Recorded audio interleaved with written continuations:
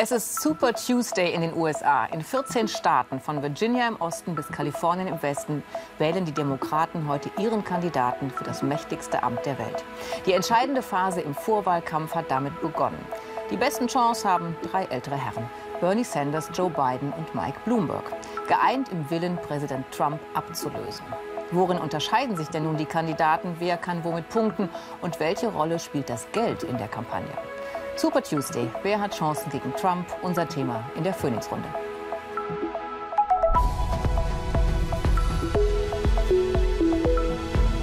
Phoenix-Runde.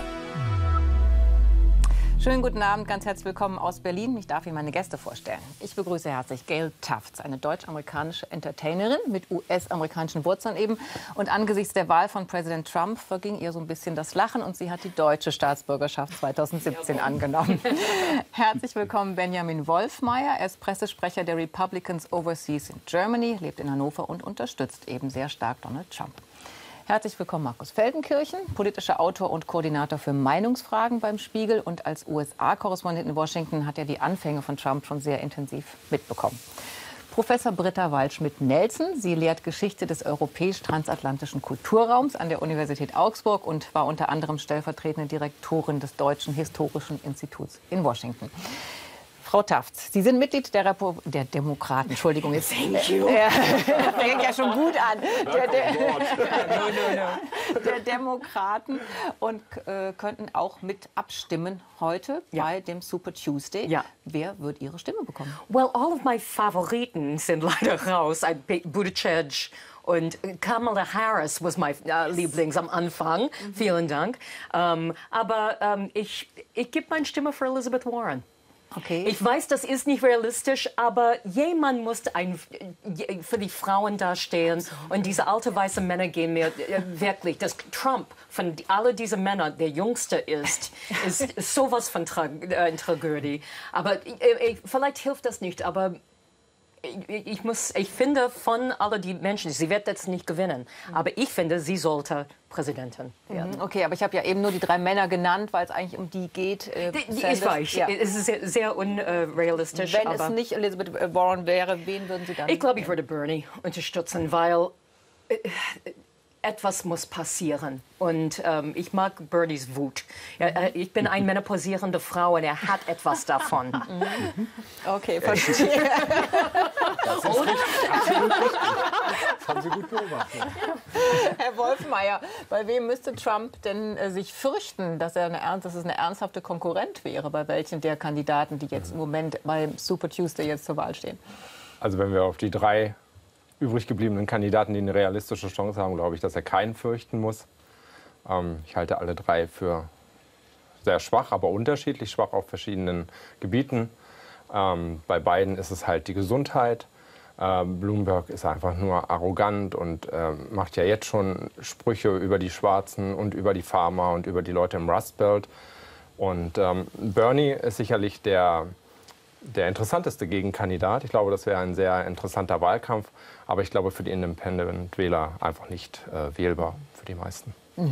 Herr Feldenkirchen, was ist denn der Antrieb für die Demokraten? Ist es Hauptsache, Trump muss weg auf jeden Fall? Ist das der Antrieb oder schaut man wirklich auch noch genau nach verschiedenen Inhalten, um dann seine Stimme abzugeben? Das ist die große Preisfrage. Die Demokraten, ich weiß gar nicht, ob es die gibt. Also im Moment gibt es mindestens zwei Lager, die sich auch nicht mögen. Das ist dieselbe Situation wie schon bei den Vorwahlen vor 4 Jahren, als die Freunde von Bernie Sanders und die Unterstützer von Hillary Clinton sich wirklich feindselig gegenüberstanden. Und diese Feindseligkeit ging am Ende, das hat die Nachwahlanalyse gezeigt, sogar so weit, dass ein beträchtlicher Teil der Bernie Sanders-Wähler in der Hauptwahl Clinton gegen Trump für Trump gestimmt haben, weil sie entweder es da tatsächlich eine inhaltliche Schnittmenge bei 1, 2 Kernthemen gibt, aber vor allem aus Wut über Hillary Clinton, über das Establishment der Demokratischen Partei.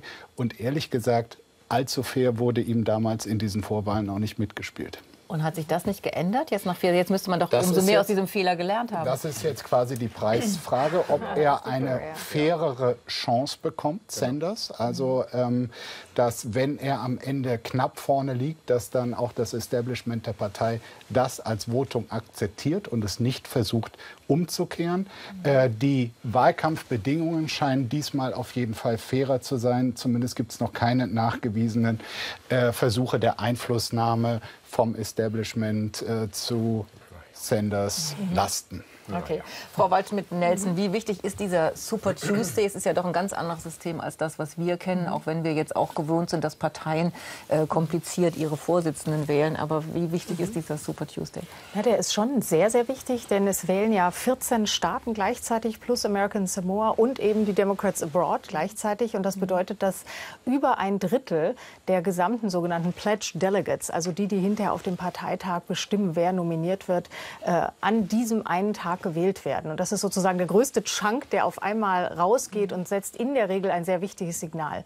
Also historisch gesehen haben eigentlich immer die Kandidaten, die am Super Tuesday hinterher als Gewinner dastanden und dann nominiert wurden, auch die Wahl gewonnen. Und deshalb ist das schon sehr entscheidend, auch wenn es nicht unbedingt heißen muss, dass der jetzt knapp vorne liegt, tatsächlich hinterher die Nominierung bekommt. Also nehmen wir jetzt mal an, Bernie Sanders würde da rausgehen und hätte vielleicht 100 Delegiertenstimmen mehr als Biden, könnte Biden das theoretisch noch aufholen bei den anderen Wahlen. Aber wenn der Abstand zu groß ist, wenn Biden jetzt zum Beispiel in Kalifornien unter 15% bleibt, sodass die ganzen 475 oder wie viele Delegates von Kalifornien an Bernie Sanders gehen, dann hat Biden keine Chance mehr. Dann guck mal, wer die meisten Chancen hat und warum, Frau Tufts, wenn jetzt Elizabeth Warren als einzige Frau da nicht mehr mitspielt, wer von den Herren, Sie haben eben gesagt, dann wäre es Sanders. Was ist die Stärke von Bernie Sanders? Dass er anders ist. Ich glaube, das ist so polarisiert jetzt in Amerika. Da ist so eine Kluft zwischen rechts und links und Trump-Wähler und Nicht-Trump-Wähler.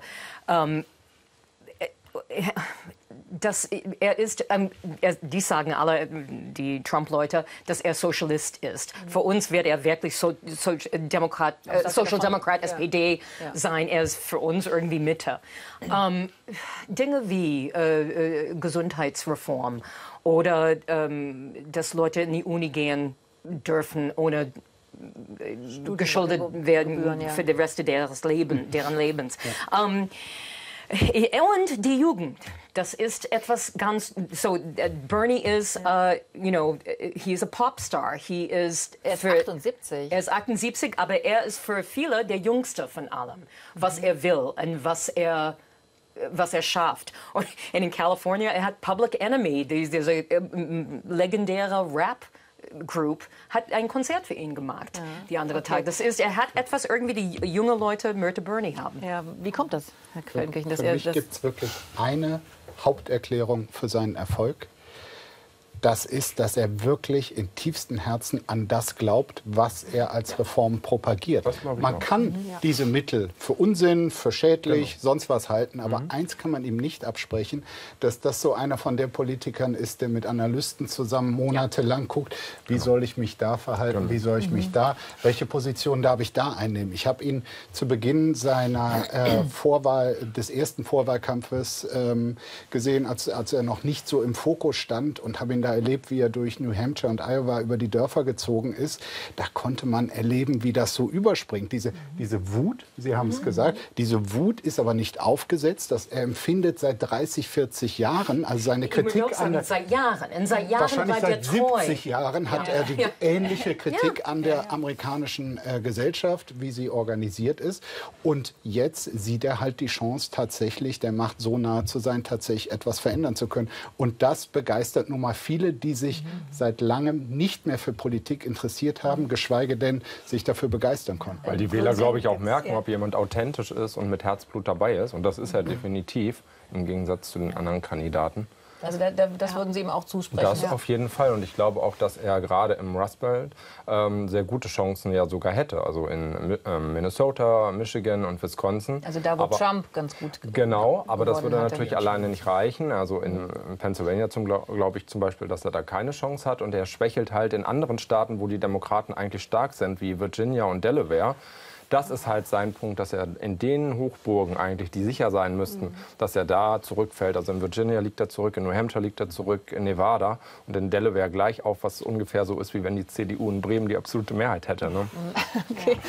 Was ist die Stärke von Bernie Sanders? Ja, also er hat natürlich die Stärke, dass er eben authentisch rüberkommt und die Leute begeistern kann. Das sieht ja auch dieser Spruch, do you feel the burn? Ja, the burn of Bernie. Ja. Das ist da und das ist eine Begeisterung, die man eigentlich jetzt, sage ich mal, seit dem Wahlkampf von Barack Obama nicht hatte. Das fehlte irgendwie ja bei der letzten Wahl 2016 mit Hillary Clinton total. Die konnte die Menschen wirklich nicht begeistern. Aber da war er ja auch schon sozusagen authentisch. Ja, warum hat er es denn da nicht geschafft dann? Weil das Establishment dagegen war. Aber trotzdem möchte auch ich da noch ein Wort der Warnung sagen und das klang gerade schon an. Eine große Schwäche von Bernie Sanders und das ist, glaube ich, auch der Grund, warum Trump oder auch Putin gezielt Sanders unterstützen, weil sie wissen, er hat weniger Chancen, meiner Meinung nach, als Biden, Trump zu schlagen. Ich sage nicht, dass Biden Trump schlagen kann, aber Bernie hat noch weniger Chancen, weil ihm fehlt definitiv die Unterstützung der Black Community. Und die Schwarzen, also die Afroamerikaner, sind die Core-Wahlgruppe der Demokratischen Partei. Es ist die eine Gruppe, demografische Gruppe, die immer mit über 90% demokratisch wählt, einheitlich als Block, im Gegensatz zum Beispiel zu den Hispanics, bei denen Bernie Sanders deutlich besser abschneidet. Und wie ist das zu erklären, dass er die Unterstützung nicht hat? Ja, er hat sich erstens auch nicht bemüht, da in der Community viel Outreach zu machen. Und zweitens kommt er halt mit seinen Ideen, ist er, sag ich mal, auf eine Weise kulturell in einer progressiv linken Ecke, die für die meisten schwarzen Amerikaner dann zu weit geht. Schwarze Amerikaner sind zwar sehr progressiv in Sachen Wirtschaft, aber in kulturellen Dingen sind sie nicht so weit links. Ja? Und deshalb hat Biden da größere Chancen. Und es kommt einfach dazu, dass dann halt Trump bei den Schwarzen unheimlich punktet. Ja? Er hat da eine sehr hohe Zustimmungswerte für einen Republikaner. Für einen Republikaner. 3%. Ja, okay. Nein. Für einen Republikaner schon, wenn er da bei 20% Zustimmung liegt unter den Schwarzen. Und ich wette heute mit Ihnen, dass er im November, er hat ja letztes Mal 8% bei den Schwarzen gekriegt, dass er über 12% kommen wird. Und das wird schon. Wie sehen Sie das ähnlich, dass Bernie Sanders, wenn man das überhaupt so verallgemeinern kann, ist ja die Frage. Ich weiß nicht. Ich glaube, es gibt auch einen großen Elefant im Raum. Und das hat nichts zu tun mit der African-American Community, aber Bernie Sanders wird der erste jüdische Präsident in Amerika. Er spricht nicht oft darüber, aber das ist etwas, das in Amerika, wenn ich denke über Delaware und Virginia, es gibt ein großes Problem in Amerika jetzt, und das ist Rassismus. Das ist vielleicht auch nicht nur in Amerika, das ist vielleicht weltweit, wie wir hier in Deutschland auch sehen. Und ein Antisemitismus. Und ich glaube, das ist etwas, das jetzt ist es nicht so viel oft gesprochen darüber, ob das vielleicht auch ein Stumbling Block, etwas, das wird ihn vielleicht stoppen mit dieser Wähler in diese mehr traditionelle Pennsylvania. Ich weiß nicht, ob das nur, aber das ist ein Punkt also. Ich finde, es wird fantastisch, wenn das passieren würde. Einfach für die Vielfalt von Ideen. Aber kann man das so sagen, dass diese Gruppen so geschlossen sind, dass es dann da die schwarze Wählerschaft gibt, die Hispanic-Wählerschaft? Ich glaube genauso genauso wie Sie haben gesagt vorher, dass die Demokraten nicht gibt. Ich glaube, es gibt wenig die African American Community, weil es ist bisher war das schon so, dass eigentlich also Hillary war die erste Demokratin, die unter 90% bei den Schwarzen lag seit Jahrzehnten. Also das ist schon immer ein fester Block gewesen. Durch die Kennedy-Johnson-Politik hat sich das radikal geändert. Vorher war es ja genau andersrum. Ja, also die Schwarzen, genau, naja, gut, ja. Genau, da fing es an aufzubringen. Es bricht jetzt auch wieder auf. Ich würde niemals eine Bevölkerungsgruppe quasi als Block ansehen. Und ich glaube auch, dass wir jetzt schon Veränderungen in Sanders Wahlkampf sehen im Vergleich zu seinem ersten Versuch, Präsident zu werden. Er hat zum Beispiel in Nevada eine große Unterstützung von Latinos bekommen bei der Vorwahl dort. Dort hat er ja auch groß gewonnen gegen Biden. Das hatte er so vor 4 Jahren nicht. Er hat viel mehr Unterstützer aus der schwarzen Community als vor 4 Jahren. Und da hat er thematisch tatsächlich auch, sagen wir, nachgebessert. Deshalb glaube ich, klar, Joe Biden hat eine große Glaubwürdigkeit als Politiker, der sich für die Belange der Schwarzen in Amerika besonders gekümmert hat. Er hat auch einen besonderen Kredit, der erste Vizepräsident eines schwarzen Präsidenten gewesen zu sein. Insofern wird das in den Vorwahlen jetzt sicherlich in großer Mehrheit, wie wir es auch in South Carolina gesehen haben, Schwarze für Biden stimmen. Aber dass die in einer Hauptwahl nicht für Sanders stimmen würden, das müsste erst mehrheitlich schon, aber halt nicht so wie sonst. Kommen wir mal dann zu Joe Biden, also als Ex-Vizepräsident von Obama, auch schon ziemlich alt, mit 77 Jahren. Also das finde ich ist schon, ja, aber das ist doch schon sehr ungewöhnlich, also, oder dass sie so alt sind. Oder ist das so? Ja, also ich finde es wirklich sehr, sehr traurig, dass die Demokratische Partei nach der letzten Niederlage es nicht geschafft hat, da mal nachzulegen und jüngere Kandidaten aufzubauen. Es gab ja eine Menge, aber die sind nicht aufgebaut worden und haben nicht die Unterstützung des Establishments gehabt. Und das ist ein Armutszeugnis aus meiner Sicht im Moment, die Lage der Kandidaten. Aber ist es nicht gerade auch dann vielleicht sinnvoll, gegen Trump jemanden zu haben, wie Biden, der halt eben über Regierungserfahrungen verfügt? Ist das ein gutes Fund? Ja, wobei, ich meine, man kann bei Bernie Sanders wirklich nicht sagen, dass er nicht auch über viel Regierungserfahrung verfügt. Ich glaube, in den 80er Jahren war er Mayor und seit Anfang der 90er Jahre sitzt er im Kongress. Also seit 30 Jahren war er Abgeordneter und immerhin seit 2007 Senator. Und das ist eben auch eine Sache, die viele immer vergessen. Bernie sagt, er ist der Revolutionär und feel the burn und er stößt alles um. Aber wenn man sich mal tatsächlich anschaut, was er in den 30 Jahren gemacht hat, klar, er steht zu dem, was er glaubt, aber er ist schon auch ein Teamplayer. Also ich glaube, die Befürchtung, die viele Konservative dann hätten, dass wenn er Präsident würde, sozusagen Amerika morgen zu Schweden umgebaut wird, das würde nicht passieren. Also die Revolution, die er proklamiert, würde nicht passieren. Genau. Aber ist das so ein Schrecken, Herr Wolf, um dann doch noch mal ganz kurz auf Sanders zu kommen? Also was denken Sie, was würde aus Amerika werden, wenn Sanders Präsident würde? Was das möchte ich mir ehrlich gesagt gar nicht ausmalen. Ja. Warum? Was wäre so schlimm? Also ja, einfach alles. Allein sein Wirtschaftsprogramm, glaube ich, das würde das Land in den Ruin bringen. Aber ich vergleiche das ein bisschen mit 1996. Da ging es ja uns praktisch so wie jetzt den Demokraten. Da mussten wir gegen einen sehr erfolgreichen Präsidenten antreten, wo der auch kaum zu schlagen war. Und wir hatten ja dann auch einen sehr für damalige Verhältnisse nicht ganz so alten, aber auch alten Senator, Bob Dole aus Kansas. Und der hatte aber den Punkt, den Bernie nämlich auch hat, er konnte die Basis mobilisieren, was Biden und Bloomberg nämlich nicht können. Und das ist ja auch wichtig, weil es sind ja nicht nur Präsidentschaftswahlen, es sind ja auch Senatswahlen und für den Kongress. Und ich glaube, der Parteiführung von den Demokraten ist es wichtiger, das Repräsentantenhaus zu halten und im Senat zuzulegen. Das ist, glaube ich, der große Fokus. Und da wissen Sie halt, dass Bernie da nicht gerade eine Hilfe für wäre.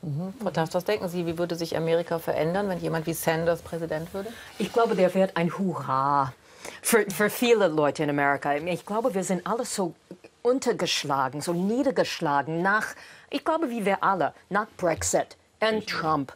And man denkt, ja nicht. God bless you.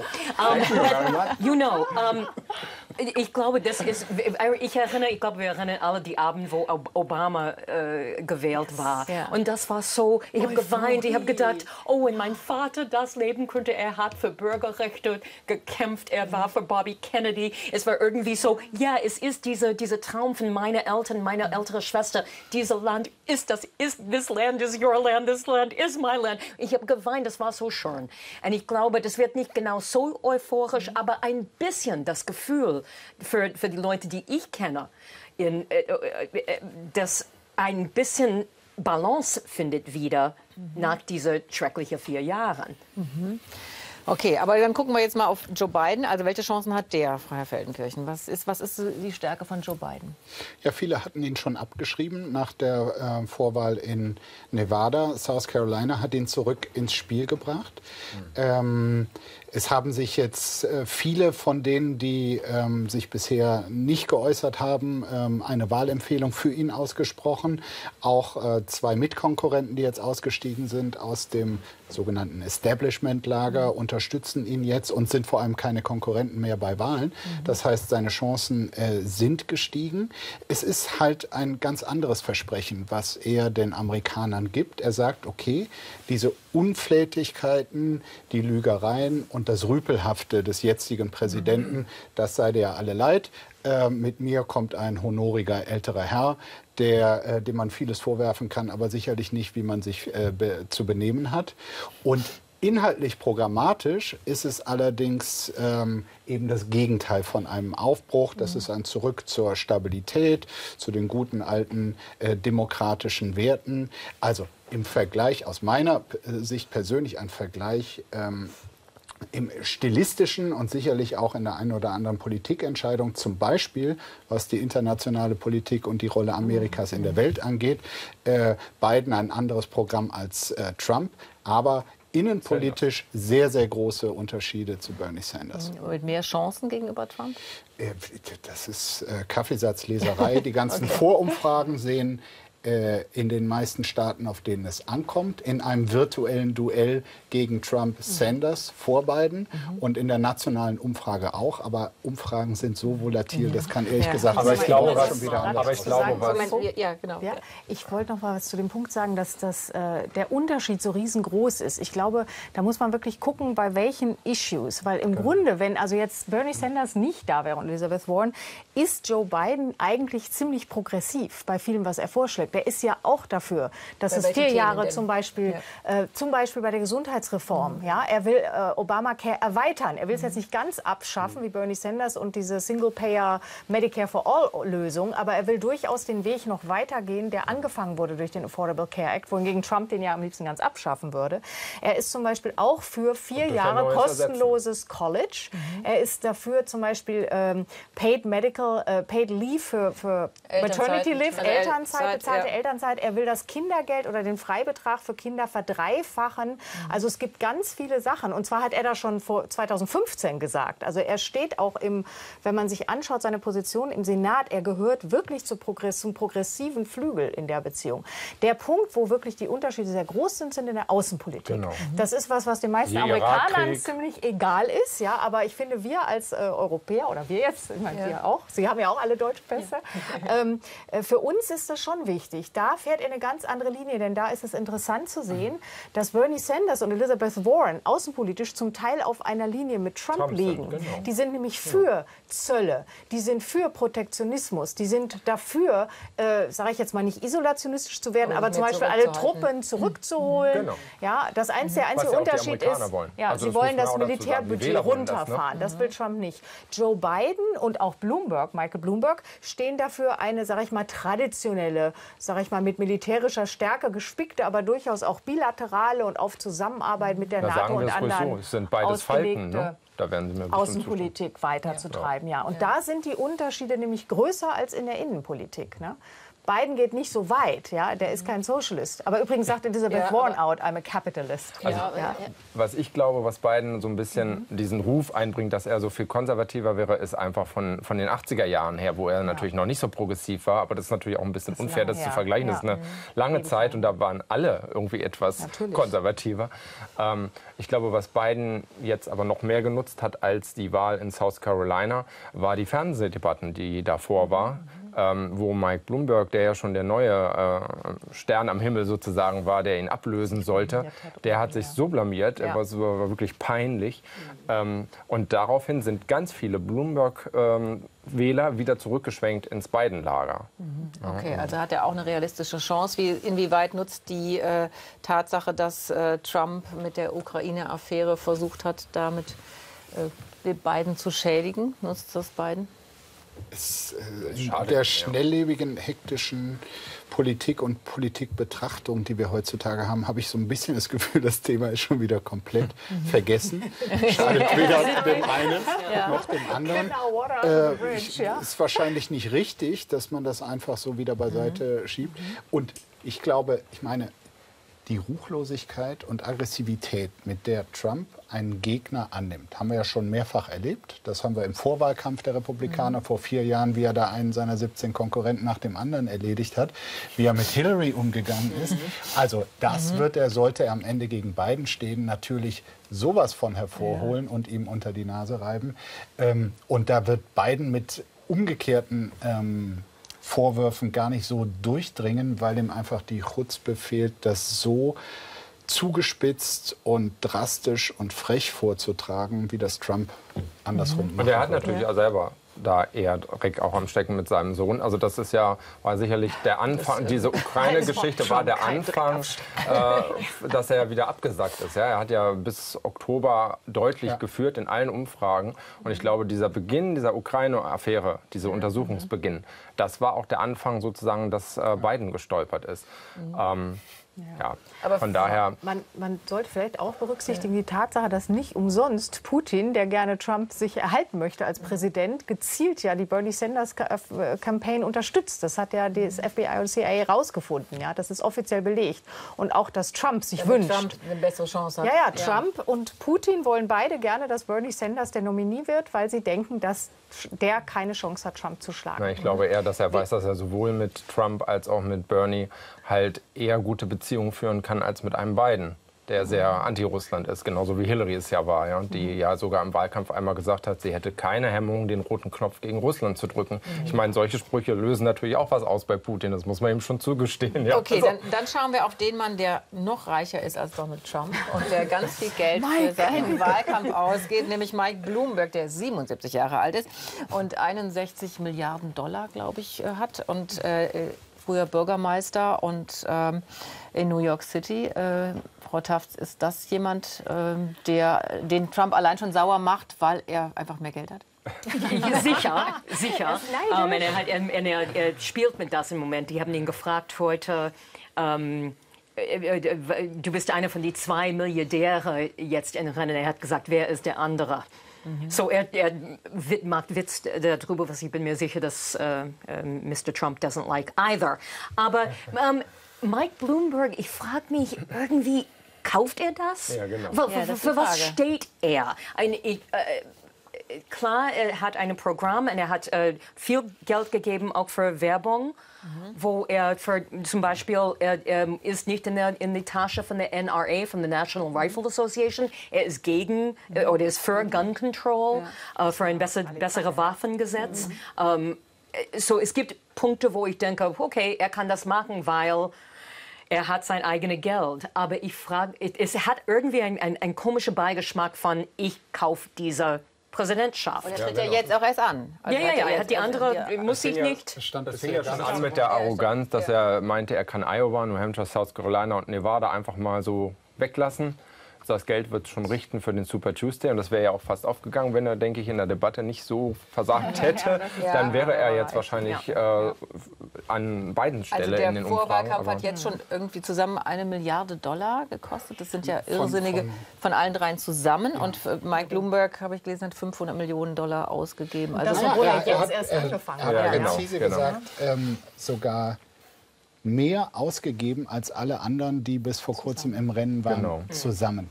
Und man muss sich das, also Bloomberg steht für mich wirklich für die Spitze der Perversion, wie Politik in Amerika finanziert wird, vor allem Wahlkämpfe, um überhaupt erstmal Politik machen zu können. Wirklich das Allerschlimmste von unterschiedlichen schlimmen Modellen, die es gibt. Dieses Geld, also er hat geschätzt 60 Milliarden $ privates Vermögen. Dieser Wahlkampf, die 400 Millionen und sei es, wenn nochmals 5-fache draufkommt, ist so, wie wenn wir uns ein mittelschlechtes Abendessen im Restaurant von unserem Vermögen leisten würden. Das ist für den ein Witz. Dafür gönnt er sich mal eben die Erfahrung einer Präsidentschaftskandidatur. Will er Präsident werden? Dann? Keine Ahnung. Das ist eine gute Frage. Das meine ich auch. Wir sprechen nur über das Geld.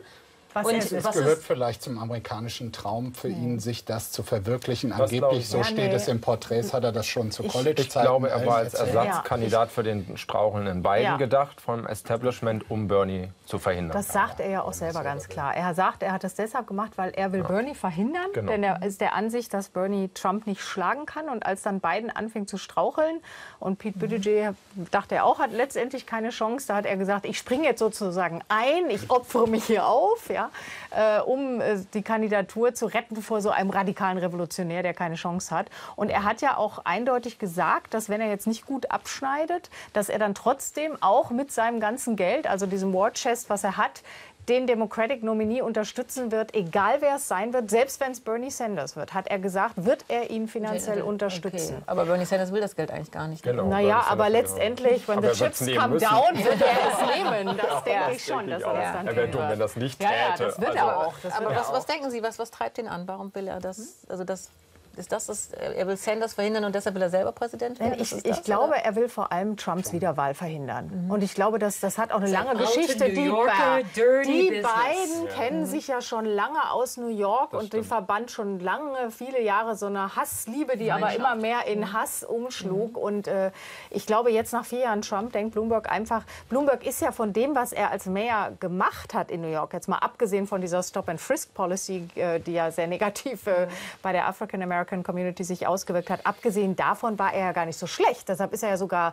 3-mal gewählt worden, ja, was eigentlich gar nicht geht. Damals allerdings. Ja. Muss man auch dazu Oder dann hinterher hat er als Independent, gemacht. Aber erst als Republikaner. Also, er ist sicherlich, ganz ehrlich, ich meine, ich finde diese Art mit Geld da jetzt einzusteigen auch schlimm. Aber wenn ich ehrlich bin, wäre mir ein Präsident Bloomberg im Zweifelsfall lieber als ein Präsident Trump. Aber es muss doch noch irgendwelche demokratischen Prinzipien in einer stolzen alten Demokratie geben. Und wenn man sich eine Präsidentschaftskandidatur tatsächlich erkaufen kann, dann ist etwas grundfaul in dem System. Kann er aber nicht. Und das ist noch schlimmer als das Vorsystem, wie es sonst ist, das mit den sogenannten Super PACs, wo andere Milliardäre so viel reinpumpen können, wie sie wollen zur Finanzierung der Kampagnen.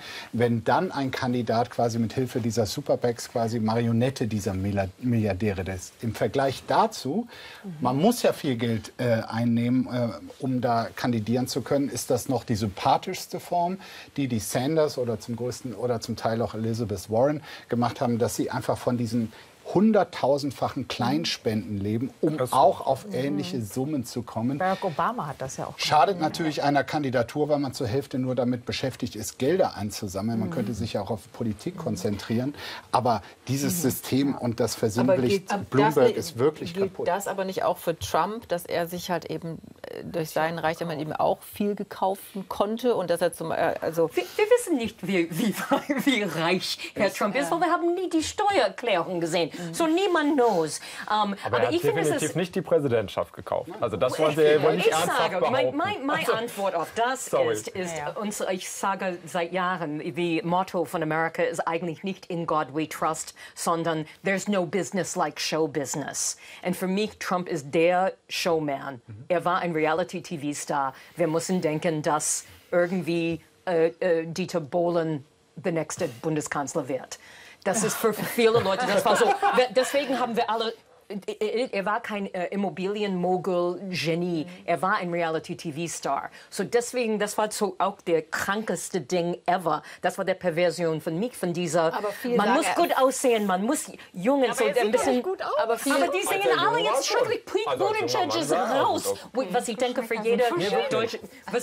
Wenn Pete Buttigieg raus war, die Attraktivitätsskala ist ganz runtergegangen. Obwohl ich glaube, für viele deutsche Journalisten, dass Buttigieg und Klobuchar nicht mehr da sind, ist auch vielleicht ein Segnen. Aber egal. Aber diese unaussprechlichen Namen. Weißt du, es ist so wie ein bad Film. Es ist wie eine schlechte Netflix-Serie. Jetzt kommt Bloomberg rein, kauft das irgendwie. Für was? Aber das wird aber doch nicht funktionieren. Da stimme ich Ihnen völlig zu.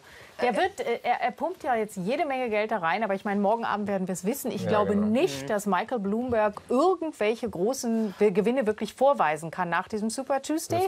Und mit aber ein bisschen Glück nicht, wenn man ganz viel Geld in Werbung steckt oder Trump wenn er in die Debatte reinkam, YouTube-Werbung kaufen.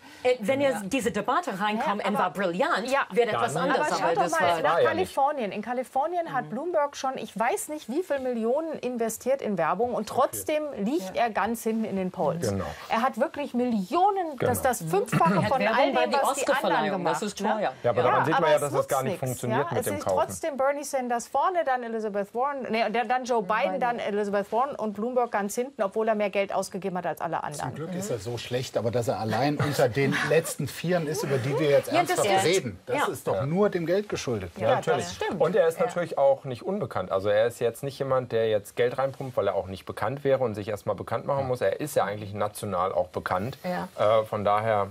Okay. Auf jeden Fall sieht es ja im Moment so aus, als würde es nicht eine Frau ins Weiße Haus schaffen. Obwohl ich finde, mein positive Ding mit Joe Biden ist Joe Bidens Frau. Jill Biden als First Lady finde ich, würde ich auch, sie ist eine tolle, intelligente Frau. Die erste Frau, aber Bernie Sanders Frau ist auch toll. Entschuldigung, aber die erste Frau, glaube ich, werden wir 2024 mit Nikki Haley erleben. Wow! Oh mein Gott, I already have to start taking on Dann that. hätten wir mal zwei good-looking Candidates. Pete Buttigieg. Ach so, ja. Wäre doch Hätten dann wir ein mal tolles zwei Rennen. good-looking Ja, Candidates. genau, ist doch Ja, toll. wenn es danach geht. Aber die Frage ist, weil wir haben ja vorhin über verschiedene Communities geredet, über schwarze Hispanics. Was ist denn mit den Frauen? Wen wollen die denn? Wen wählen die denn? Gibt es da eine klare Linie?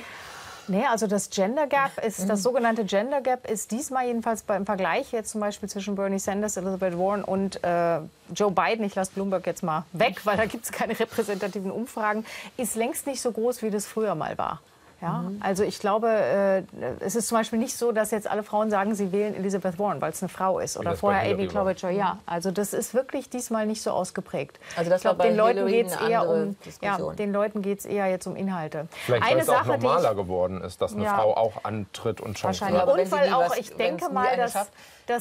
viele damit rechnen würden, oder das ist mal, ich habe ja auch mich mit vielen Freunden darüber unterhalten und die meisten sagen, das Team, was die größten Chancen hätte, Trump zu schlagen, wäre Joe Biden mit einer jungen, preferably minority, Frau irgendwie aus einem Swing State. Ja, wenn er da jemanden finden könnte, das wäre dann ein gutes Team. Ja, und wenn Joe Biden dann aus gesundheitlichen Gründen vielleicht tatsächlich irgendwie nicht mehr weitermachen könnte, dann hätte man eine Präsidentin. Er hat ja jetzt Stacey Buttigieg. Abrams. Er hat Gottes Er Willen. hat ja jetzt Buttigieg angeboten, dass Das er ist ein mit ins Nightmare für Team alle, will. ja. Aber nochmal diese Frauenfrage. Spielt das keine Rolle mehr? War das bei dem letzten Wahlkampf, war das eine wichtige Rolle? Und ist es jetzt eigentlich egal? Es gibt natürlich einen riesen Sexismus Ja. ins Land, in amerikanischer Politik. Im Weißen Haus auch. Ja, absolut. Ich würde sagen, guck at the top. Ja, erstens, das ist eine Trump hat das Weißeste. es gibt ja viele, die kochen von Wut, für was los da Aber er ist. macht doch Von, Frauen. fangen wir nicht damit an, weil es wird Doch, dann die blutig. niedrigste Arbeitslosenquote, die es bei Frauen jemals gab. Das ist doch wohl was. Oder die Steuernachlässe für alleinerziehende Frauen. Ist das nichts? Das ist, doch Ist wohl das nicht, wichtiger wenn als der irgendwelche Präsident der Sprüche USA oder... hat einen Pornstar ausbezahlt? Bitte. Ja, nee, oh bitte. Ja, das Weil finde ich nicht ist, so oder dass entscheidend. er Ich finde, sagt, er die- kann Women by the Wenn Sie Pussy entscheiden- graben. Entschuldigung, er hat diese Dinge gesagt. Und das ist, I don't Das care streite ich doch auch gar nicht ab. Aber das ist doch nicht der Punkt. Ja, aber der so, Punkt das ist doch, ist dass der er aber Punkt. für Frauen Aber auch liefert. Das ist doch, dass es den Frauen besser geht als vor 4 Jahren. Welche Frauen? Den allermeisten Frauen. Egal ob schwarz oder weiß oder asiatisch. Nee, den Das- meisten armen, alleinerziehenden Müttern geht es schlechter. Es Nein. geht ja schlecht. Yes, it does. Das gibt Aber die Statistik ich glaube, so das nicht würde her. uns jetzt von Ja. etwas Ja, klar. Aber die ich kann das ja nicht Sexismus, aber die zulassen, dass jetzt hier Sexismus. so diese Sexismus Aber finde ich, Es gibt, aber auch in amerikanischer Politik muss man auch sagen, es ist nicht, Es ist nicht wenn nur man Donald guckt Trump, Europa ja. an oder man guckt Deutschland an, es ist ein ganz, jetzt im Senat, im Kongress, es fängt langsam an, es gibt eine neue Generation von Frauen, die in die Politik kommen, viele junge Veteranen auch, ich finde das interessant, aber die sind noch nicht, wie Sie gesagt haben, es ist ein bisschen wie Werder Bremen oder etwas. Man muss investieren in junge Talent und die trainieren. Das ist... Also da könnte sich noch was, da entwickelt sich was, da sehen Sie auf jeden Fall Potenzial, was sich noch eben weiterentwickeln das muss könnte. man aber Man ich muss das finde mal, wenn man diese- auf die diese Zahlen Frauendebatte- schaut, die amerikanischen Frauen sind von allen Bevölkerungsgruppen, wenn man trotz allem jetzt noch mal von Gruppen spricht, die unterrepräsentiertesten von allen. Ja, die haben 51% fast der amerikanischen Bevölkerung und haben gerade mal 20% der Abgeordneten im Kongress. Das ist wirklich wenig. Ja, im Vergleich dazu, was weiß ich, Afroamerikaner zum Beispiel CDU-Fraktion, da ist es auch so. sind 12% der Aber ich finde, Bevölkerung und haben 8%. Frau allein ist doch auch kein Kriterium für eine Wahl. Also ich finde, nur Frau zu sein, reicht doch nicht. Also man muss Darum ja geht's dann ja auch gar nicht, gar nicht. Naja, Nee, doch, nee, aber nee. es kommt immer so der Eindruck rüber, es muss jetzt unbedingt eine erste Präsidentin. Natürlich wäre es schön, wenn es mal eine Präsidentin gäbe, aber es muss ja auch eine Präsidentin sein, die dann was Gutes tut. Also Hillary wäre wirklich für die Welt ein Nightmare gewesen. You know what? Ja. Hillary ist vorbei. So disagree. lassen wir das. Okay, Also Sie sagen, also da gibt es Frauen- demnächst, da Frauen kommt sind- was. Genau, nicht. gucken wir in die Frauen, Zukunft. wenn sie gute Inhalte haben. Wonach werden sich denn die Menschen, die jetzt abstimmen, am meisten leiten lassen, Herr Feldenkirchen? Ist es dieses Gefühl von, welcher Kandidat hat die besten Chancen gegenüber Trump? Oder ist es eine eine Aussage zur Gesundheitspolitik, zur Klimapolitik, zur Außenpolitik. Was treibt die Demokraten, die jetzt abstimmen, dass sie sagen, ich wähle entweder Sanders oder Bloomberg oder Biden? Also so wie ich das erlebt habe, die Sanders-Wähler, die wählen ihn tatsächlich aus inhaltlicher Überzeugung. Und weil sie das erste Mal, gerade die jungen Wähler in ihrem Leben, das Gefühl haben, hier vermittelt mir einer Politik so, dass ich es verstehe und da ich auch die Dringlichkeit für Veränderung verstehe. Ich glaube, dass sich sehr viele Wähler der Mitte, die traditionell Demokraten wählen oder auch Wechselwähler sind, die Frage stellen und die jetzt sagen, nein, Trump, die wirtschaftlichen Ergebnisse sind zwar nicht schlecht für die letzten 3,5 Jahre, unabhängig davon, wie dieses Erwirtschaftete verteilt ist. Da gibt es natürlich furchtbare Diskrepanzen. Aber die sagen, Hauptsache, der Mann muss weg, weil es ein bisschen peinlich für das Land, ist unverantwortlich, wenn wir so einen an der Spitze haben. Na, diese Denke gibt es. Ich referiere das jetzt. Ich würde ähnlich denken, aber ich wurde ja jetzt gefragt, was die Motive sein könnten, für Biden zu wählen. Und die denken dann, nein, wir brauchen einen, der wirklich den Anstand verkörpert, aber auch das Zurückgenommene, Kultivierte. Und da ist dann Sanders für diese Leute nicht nur inhaltlich, sondern auch kulturell schon wieder ein bisschen befremdlich, weil er natürlich auch sehr wild rüberkommt zum Teil. Was denken Sie, Herr Wolfmeier, würde sich Trump irgendwie leiten lassen, je nachdem, wer sein Gegner ist, in welche Richtung er seinen Wahlkampf macht? Oder zieht er seine Sache durch und es ist ihm eigentlich egal, wer sein Gegner ist? Man muss natürlich immer den Wahlkampf anpassen an den Gegenkandidaten, das ist ja klar. Es sind ja auch, wenn auch nur kleinere Unterschiede, aber es sind ja dann doch Unterschiede in den einzelnen Inhalten dann da. Also Bernie Sanders ist sicherlich gerade, was die ökonomischen Sachen angeht und so, dann eine ganz andere Nummer als Biden beispielsweise, wo dann andere Sachen eine Rolle wie die Außenpolitik auch spielen würde. Spielt der Klimaschutz eine Rolle, der jetzt so global so ein wichtiges Thema geworden ist, in Europa so ein wichtiges Thema? Ist das ein Thema in den USA eigentlich? Also es ist schon ein Thema. Und das Interessante ist ja daran, dass in den Einzelstaaten, und ich glaube, deshalb sind ja zum Beispiel Elizabeth Warren und Bernie Sanders in Kalifornien so beliebt ist, weil die ja wirklich sehr stark für Klimaschutz einstehen. Ich meine, alle Demokraten, auch Biden, sind dafür, zum Beispiel die Carbon Emissions runterzufahren und haben da verschiedene Ideen. Aber Warren und Sanders sind die einzigen, die zum Beispiel absolut auf Atomkraft verzichten wollen. Und Kalifornien ist von all den Staaten der jetzt trotz der Trump-Deregulierung an Regulierung und Umweltschutzmaßnahmen festgehalten hat. Also da sieht man schon, das geht dass ja sogar weiter. Also Biden und Sanders und Warren stehen ja auch für diesen Green Deal, der ja sozusagen auch das Ende der Autoindustrie bedeuten wird auf lange Sicht. Unbedingt. Oder wollen halt umbauen. Am Ende bei Trumps Kampagne nur zwei Adjektive unterscheiden. Wenn er einen Gegner hat, sucht er ein Adjektiv, was auf den vermeintlichen Schwachpunkt des Charakters, des Images zielt. Und das wiederholt er 750.000 Mal. Das war bei Jeb Bush Low Energy Jeb. Ein ganz Wunderpunkt, der kam so ein bisschen da hat er gesagt, hat er ihm jegliche Energie abgesprochen. Ja, bei beiden ähnlich. Lassen Sie mich mal kurz. Das war tödlich für ihn in dem Vorwahlkampf. Bei Hillary Clinton war es immer nur Crooked Hillary. Crooked Hillary. Okay. Und das sind was könnte das jetzt sein? Bei Mike Bloomberg ist Mini Mike. Er hat Mini Mike die ganze Woche. Mini Mike. Mini Mike? Mini Mike. Ja. Dabei ist Mike größer als er, gell? Und hat mehr Geld. Nein. Er hat aber mehr Geld. Aber, könnte denn, da wir nun alle in diesen Tagen nur noch über diesen Coronavirus reden und natürlich auch die Auswirkungen auf die Wirtschaft, könnte das noch etwas sein, was jetzt noch irgendwo ein Problem werden könnte? Was ein interessanter Punkt ist natürlich zum Beispiel bei Testing für Corona in Amerika, weil apropos Gesundheitsreform, Leute, die nicht Krankenversicherung haben, die unversichert sind, die haben ein Co-Pay. Die müssen einfach von selbst einfach zahlen für deren Testing. Diese Testing, die Gesundheitskosten sind enorm in Amerika. Für einen dieser Tester über $3.000. Und so viele Leute testen nicht im Moment, so dass die Statistik sind ein bisschen das ist etwas, das könnte fangen wir mit Corona, denn das geht zum Gesundheitsreform, vielleicht auch zu Bildung, zu Kita und so weiter. Aber es könnte natürlich auch Auswirkungen auf die Wirtschaft haben und das ist ja letztendlich dann doch immer das, worum es geht, oder? Absolut. Und das Entschuldigung, ob Leute wählen gehen. Ja. Okay. Genau. Und wenn auch Leute eine große Angst Frage haben, sich bei in uns. so einer Wahlschlange zu infizieren, und das ist traditionell traditionell, historisch gesehen immer ein gewisser Schwachpunkt. Das man kann vielleicht nicht genau sagen, warum, aber Republikaner gehen immer irgendwie mehr zur Wahl. Bei Demokraten ist die Schwankung des Turnouts viel größer. Wenn es zum Beispiel in Strömen regnet, gehen weniger Demokraten zur Wahl. Auch, genau. Und eine Sache, die ich vielleicht noch kurz sagen wollte, ist, die manche Beobachter eben auch des Party-Establishments befürchten, ist, dass, weil Bernie Sanders für die, sag ich mal, moderate Republicans, die eigentlich Trump nicht mögen, da kenne ich viele von in Kalifornien, sind so diese typischen California moderate Republicans, die würden nicht für Trump stimmen. Aber wenn Bernie Sanders der Kandidat ist, dann kriegen sie Angst, ja, das ist ein Sozialist, und dann gehen sie doch zur Wahl und wählen Trump. Ah, okay. Und das ist die Angst des Aber Democratic es Establishment. werden diesmal Ganz kurz. viel weniger Republikaner sein, die Trump nicht wählen, als letztes Mal. Also er hat ja gerade in der eigenen Partei die besten Zustimmungswerte, die je ein Da republikanischer ist klar, wer Präsident der nächste hatte. Kandidat wird. Das ist auf jeden Fall das ganz möchte klar. ich kurz noch sagen wegen den Vorwahlen. Es finden ja auch Vorwahlen bei den Republikanern statt, so ist es ja nicht. Ja. Und da hat Trump sowohl in Iowa als in New Hampshire das beste Ergebnis erzielt, das je ein US-Präsident bei einer herzlichen Vorwahl zur Glückwunsch. Wiederwahl erreicht hat. Also, Gegenkandidat. das ist auf jeden Fall klar, dass Naja, Trump kein die hatten die anderen Gegenkandidat meistens ist. aber auch nicht. Ganz Also, kurz zum Schluss, ja. kurze Umfrage. Wer Obama hatte wird auch keinen das Rennen Gegenkandidat. machen? Wer wird Sieger vom Super Tuesday? Ich denke Bernie. Kurz. Ich glaube auch, aber ich würde eigentlich hoffen, Biden. Sanders, aber nur knapp.